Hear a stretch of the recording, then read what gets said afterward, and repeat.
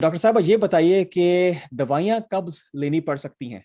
देखिए, दवाइयों की जो बेहतरीन आपको बता सकते हैं, वो एक साइकियाट्रिस्ट बता सकते हैं। हाँ, आपका जो साइकोलॉजिकल ट्रीटमेंट होता है पेशेंट का, वो साथ-साथ चलता है, साइकियाट्रिस्ट और साइकोलॉजिस्ट।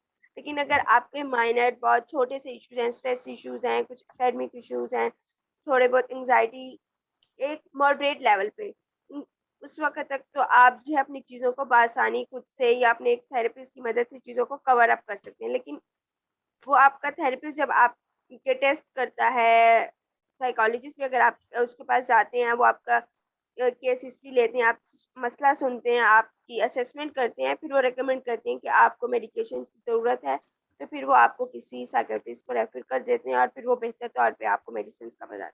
चलो ये बताइए कि आपसे कहाँ बात की जा सके अगर किसी ने आपसे एंग्ज़ायटी या परेशानी या किसी भी घरेलू मसले के बारे में, घरेलू परेशानी के बारे में बात करनी हो, स्ट्रेस के बारे में बात करनी हो, तो आपसे किस तरह राब्ता करें?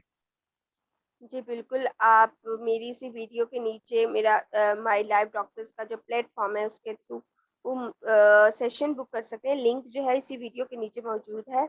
आप वहाँ से अपॉइंटमेंट बुक कर सकते हैं और अपना मसला डिस्कस कर सकते हैं। चलो दैट्स गुड। चलिए नाज़रीन, डॉक्टर अस्मत रज़ा जाफ़री का बहुत-बहुत शुक्रिया। अगर आपके पास कोई सवाल है तो वो भी कमेंट्स के अंदर हमें डालें और डॉक्टर जाफ़री उनका सवाल देने की कोशिश करेंगी। और अगर आपने इनसे थेरेपी सेशन बुक करना है तो माय लाइफ डॉक्टर्स की लिंक इस वीडियो के डिस्क्रिप्शन के बिलो इसके नीचे आप देख लीजिए और वहाँ से अपॉइंटमेंट अपनी बुक कर लें।